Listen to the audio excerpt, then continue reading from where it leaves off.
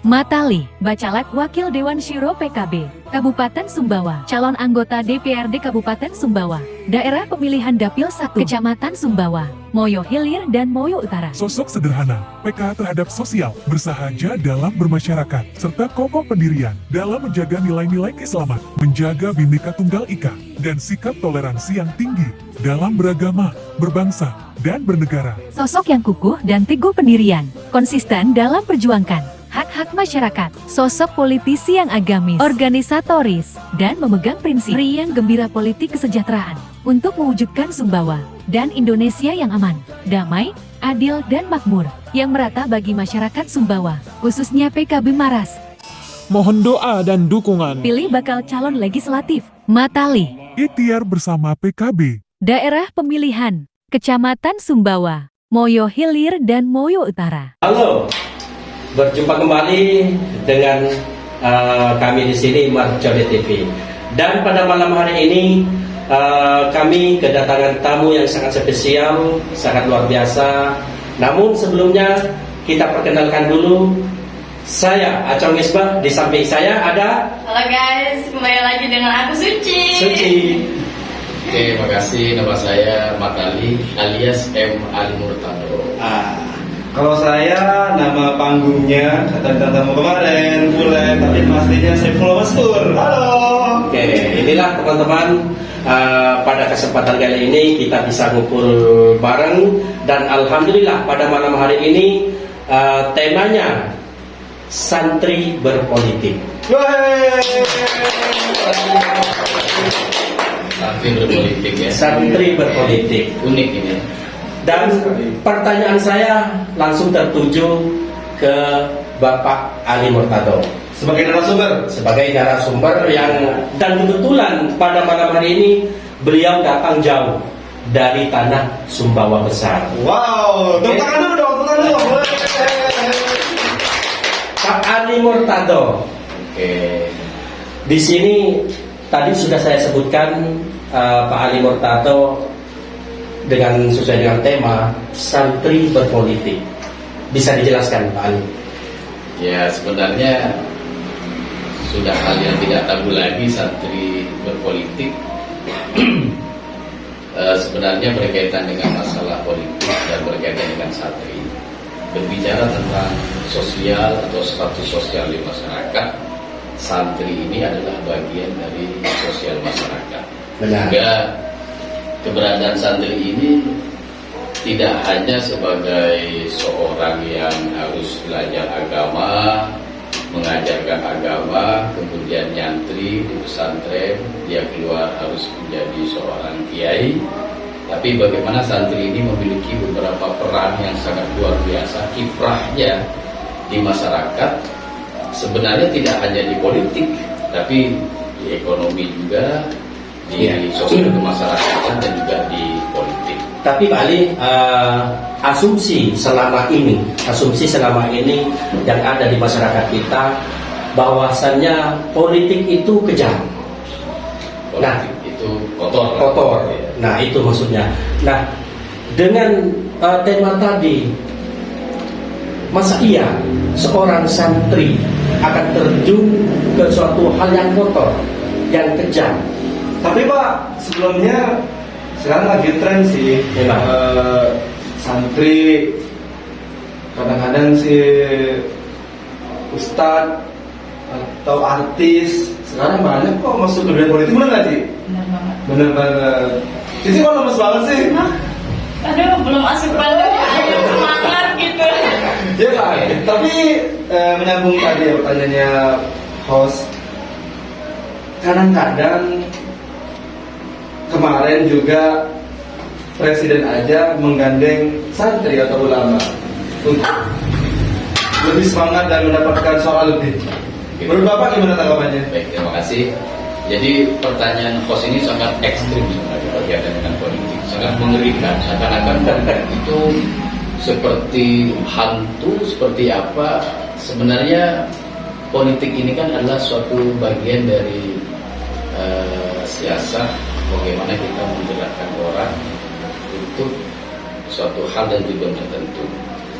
Memang pada akhir-akhir ini gonjang-ganjing terjadinya suatu perdebatan tentang partai politik, bahwa ada anggapan stigma yang ada di masyarakat bahwa politik itu seakan-akan tempat yang sangat kotor, DPR itu adalah tempat yang sangat kotor, sarangnya koruptor dan sebagainya. Saya rasa disinilah perannya santri bergerak, karena bagian dari masyarakat sosial kemasyarakatan, bagaimana sekarang santri ini ikut terjun menjadi pengambil kebijakan sebagai anggota legislatif. Artinya apa? Bahwa dikala ada stigma, ada anggapan politik itu kotor, politik itu anggota DPR itu adalah orang yang mengkorupsi anggaran dan lain sebagainya. Justru di sini adalah sekarang bagaimana santri-santri ini untuk bisa kembali turun gunung merebut posisi sebagai anggota legislatif, sebagai pengambil kebijakan. Artinya adalah mengisi pos-pos tempat-tempat di lembaga legislatif ini adalah untuk mengajak suatu kebaikan. Tapi Pak Ali, mohon maaf, realita sekarang yang ada di anggota legislatif itu tidak semuanya backgroundnya orang-orang berpendidikan di maksudnya dalam umum, pendidikan umum. Banyak juga background beliau-beliau ini adalah santri, tapi realita yang ada di sana semacam korupsi dan segala macam penggelapan dana itu banyak sekali. Nah, bagaimana tanggapan Pak Ali? Jadi Pak Adam Misbah, kita kembali kepada sejarah bahwa kemerdekaan Republik Indonesia ini salah satu peran yang ada sebagai ujung tombak kemerdekaan Republik Indonesia, salah satunya kaum santri. Nah, sehingga kenapa kok santri ini harus terjun kepada dunia politik agar tidak ada gimmick politik? Bahwa salah satunya adalah di anggota legislatif, bagaimana seorang santri berperan untuk memperjuangkan hak-hak politiknya, hak-hak masyarakat, hak-hak santri, khususnya adalah dalam bidang masalah keagamaan dan pesantren. Dan banyak dari orang-orang partai politik yang backgroundnya, latar belakangnya adalah santri, mereka banyak menelurkan, menghasilkan undang-undang yang berkaitan dengan kepesantrenan. Salah satunya adalah dengan adanya para anggota legislatif yang berlatar belakang berbackground santri, mereka memperjuangkan pesantren, memperjuangkan pendidikan keagamaan. Tapi tidak sedikit loh Pak Ali, tidak sedikit yang berbackground santri, dia di sana melakukan hal-hal yang buruk, dalam arti ya korupsi, penggelapan dana ini itulah. Nah, bukankah itu membawa istilah kata santrinya beliau berasal itu buruk? Ya, itu kan kembali kepada pribadi masing-masing. Karena apa? Bagaimana orang ini, masyarakat kita ini sekarang sudah cerdas, sehingga yang selama ini banyak sekali politik itu identik dengan politik uang, gitu kan. Sehingga saya rasa sekarang kita bagaimana bisa mengkampanyekan, khususnya kita sebagai kaum santri, mengajak kepada masyarakat untuk realistis memilih calon-calon mereka semua yang nanti akan duduk di parlemen, baik apakah di DPR RI, di DPR provinsi maupun di DPRD, karena mereka-mereka inilah nantinya yang menjadi wakil rakyat yang menentukan apa yang menjadi hak-hak dan juga memperjuangkan dari apa yang diinginkan oleh masyarakat khususnya untuk kesejahteraan. Oke Pak Ali, salah satu pertanyaan saya, karena Anda berangkat dari santri, apa motivasi Anda terjun ke politik? Dan bisa sampai kepikiran masuk politik itu apa? Nah, itu dia. Alasannya. Baik, terima kasih. Jadi begini Mbak Suci ya, Mbak Suci, saya itu aktif di berbagai kegiatan sosial. Salah satunya? Banyak, bukan salah satu. Saya itu di Sumbawa pertama aktif di Himpunan Keluarga Madura Sumbawa, pernah jadi ketua 2 periode pada waktu itu. Kemudian saya aktif di penasehat IKSA Sumbawa, Ikatan Alumni Pondok Pesantren atau Hawiyah Sumur Nangka untuk daerah Sumbawa. Dan juga saya aktif di bidang pemberdayaan ekonomi IKSAS Pusat, sifatnya nasional. Kemudian saya aktif juga di Majelis Ulama Indonesia, sekretaris antar lembaga. Kemudian saya juga aktif di NU, yaitu adalah di wakil sekretaris BCNU Kabupaten Sumbawa. Aktif di beberapa yayasan, salah satunya di Yayasan Jabal Nur yang bergerak di bidang pendidikan. Berarti sudah tidak diragukan lagi, Pak Ali? Enggak, artinya begini, yang menjadi motivasi saya bahwa selama ini saya bergerak di berbagai banyak bidang sosial, membantu teman-teman, dan juga saya aktif di forum komunikasi lintas etnis. Jadi di Sumbawa ini ada 19 etnis yang dikerucutkan menjadi 15. Jadi kalau di sini adalah forum kebangsaan ya, jadi kalau semua itu forum komunikasi lintas etnis.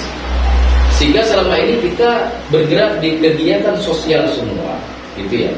Kita selama ini kadang memiliki keterbatasan sebuah anggaran untuk mengeksekutor suatu kegiatan yang sifatnya sosial. Sehingga saya berpikir, kadang-kadang saya juga harus loncat dari lembaga yang satu ke yang satunya, dari anggota DPR yang satu ke yang satunya, untuk bisa mendukung, membantu beberapa program-program kita yang berkaitan dengan permasalahan umat.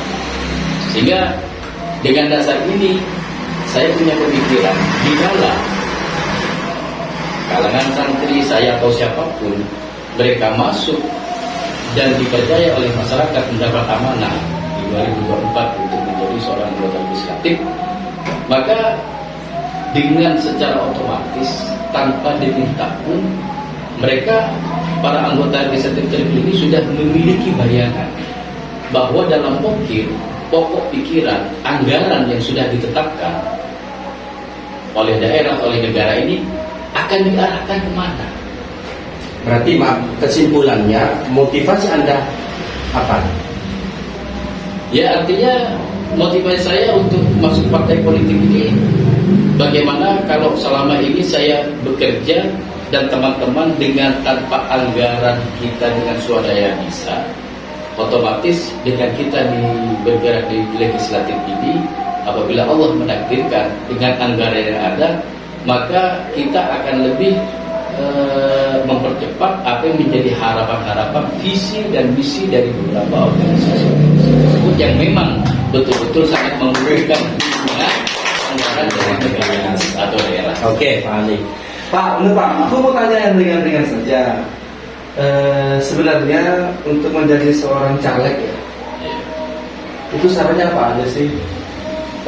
Ada hak nggak sih untuk masyarakat biasa yang notabene-nya tuh nggak punya pengalaman organisasi tapi dia itu pengen jadi caleg? Bisa nggak seperti itu? Caranya apa aja sih, Pak? Ya, kalau saya kan di PKB ya, saya di partai. Oh, di partai PKB. Kebetulan saya sekretaris Dewan Suro Partai Kebangkitan Bangsa Kabupaten Sumbawa.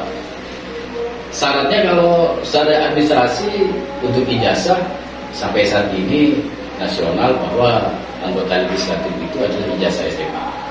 Ya. Kemudian ada beberapa syarat-syarat yang lain, bebas narkoba, kesehatan, kemudian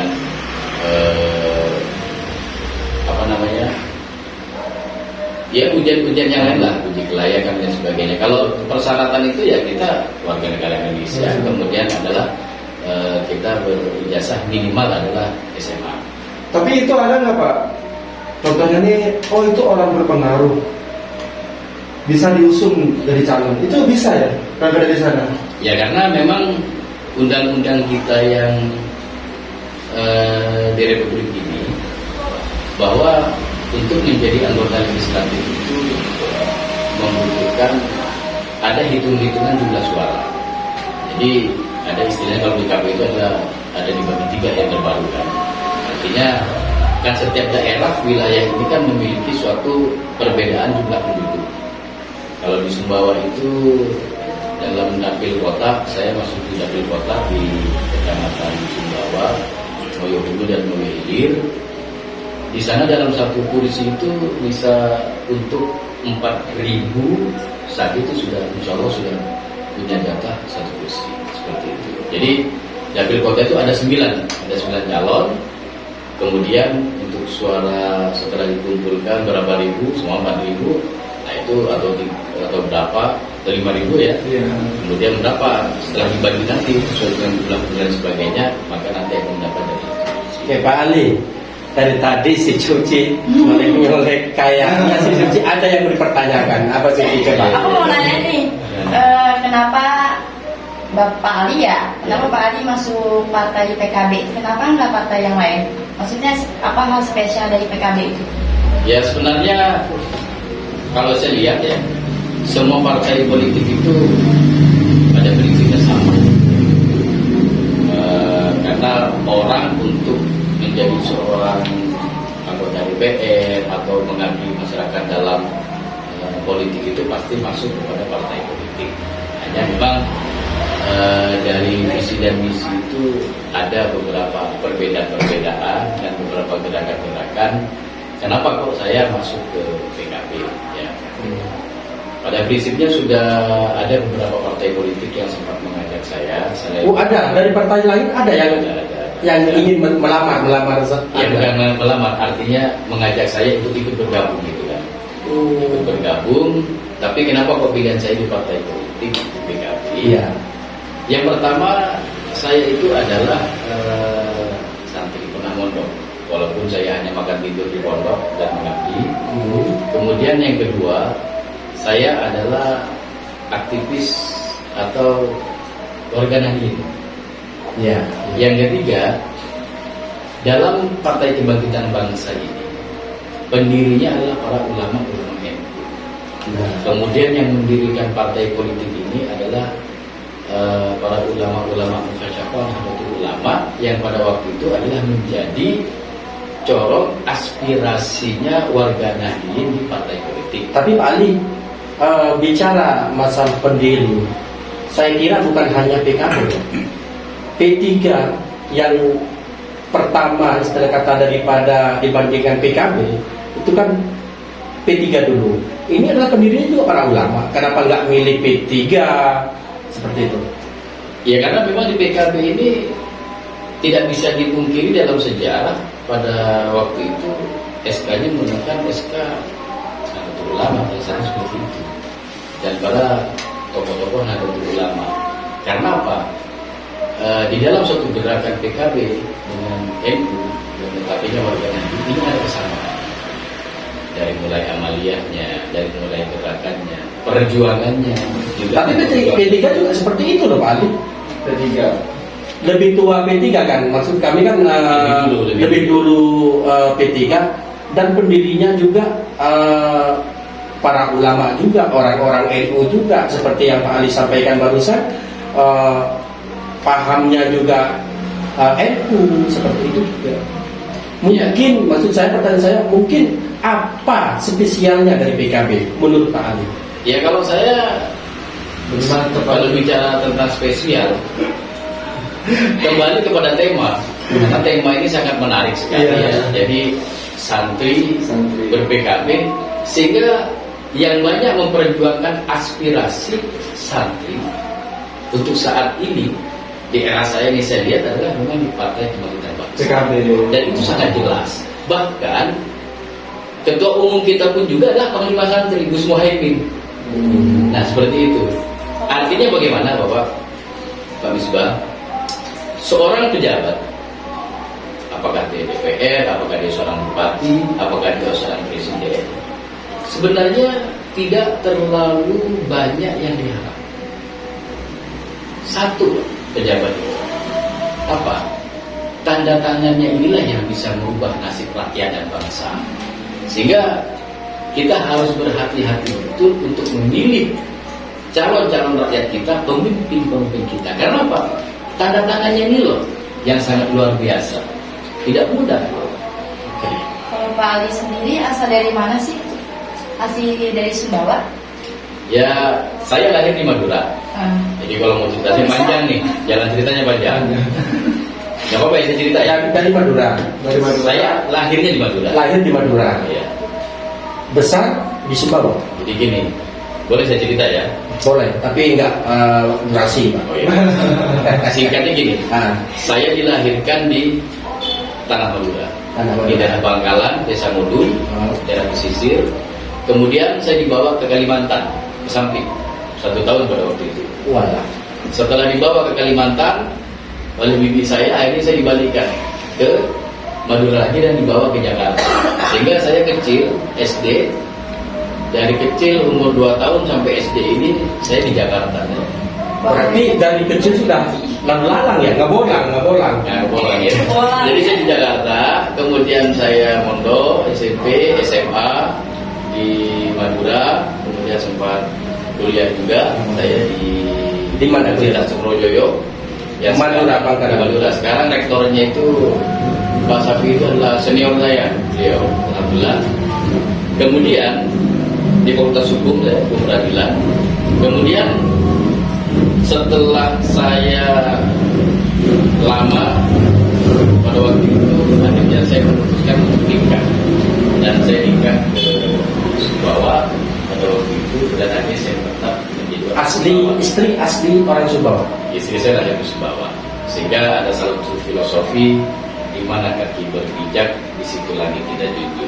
Artinya apa? Kita sudah menjadi orang Sumbawa, dan saya bangga menjadi Luar biasa. Pak Ali, satu Pak Ali. Tadi Pak Ali sempat menyentil istilah pokian. ya, Dana pokir, pokok pikiran. pokok pikiran. Nah, itu anggaran dana apa, Pak Ali? Jadi setiap anggota DPR itu pimpinan, wakil pimpinan atau DPR itu ada namanya pokir. Juga ada reses-reses turun lapangan, menyerap aspirasi masyarakat, juga diseraplah aspirasi itu juga ada anggaran pokir. Jadi tergantung APBD-nya. Ada yang 1,5 M, ada yang 2,5 M, ada yang 2 miliar, bahkan 3 miliar. Kita nggak tahu lah, tergantung daerah ini kan nggak sama. Itu Tapi diperuntukkan kalau- untuk apa itu, Pak Ali?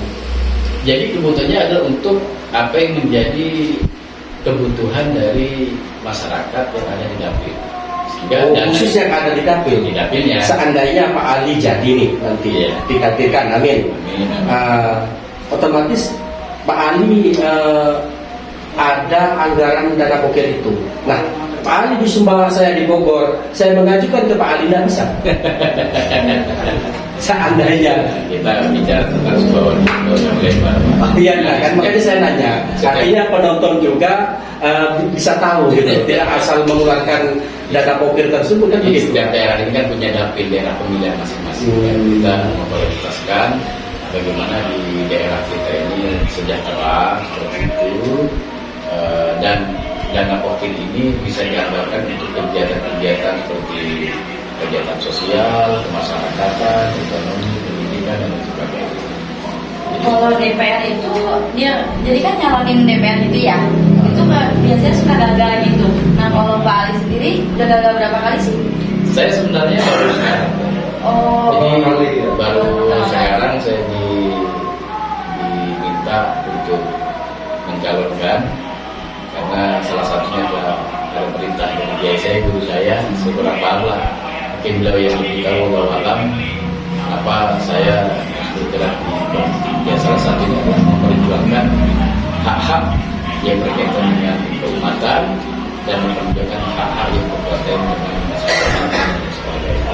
Pertanyaan terakhir Pak Ali, karena saya lihat dari pemaparan Pak Ali dari awal sampai akhir, Pak Ali ini sangat percaya diri. Ya, saya sangat percaya diri. Apa sih yang sudah ditanamkan Pak Ali di masyarakat sehingga Pak Ali percaya diri saya pasti jadi? Ya karena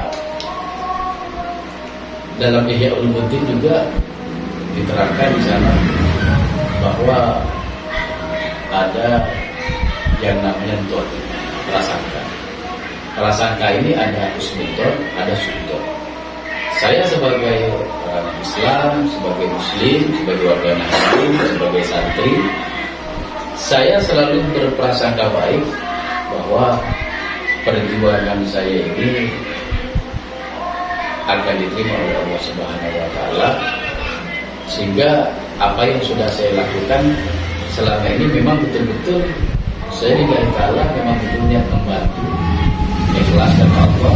Jadi kalau optimis, kalau toh memang nanti dari apa yang sudah saya lakukan di masyarakat selama ini ada penilaian yang baik, yaitu alhamdulillah, dan masyarakat bisa menilai sendiri apa yang sudah kita berjuangkan bersama-sama ini selama ini manfaatnya sudah dirasakan atau tidak. Sehingga saya berharap kepada Allah, berdoa kepada Allah, semoga dengan barokahnya para masyayikh, guru-guru kami, barokah dari orang tua kami, dan mudah-mudahan dengan kalau memang ada takdir dan izin Allah, saya lolos menjadi anggota DPRD Kabupaten Sumbawa lewat dapil 1 daerah pemilihan Sumbawa, Moyodigir dan Moyolungu.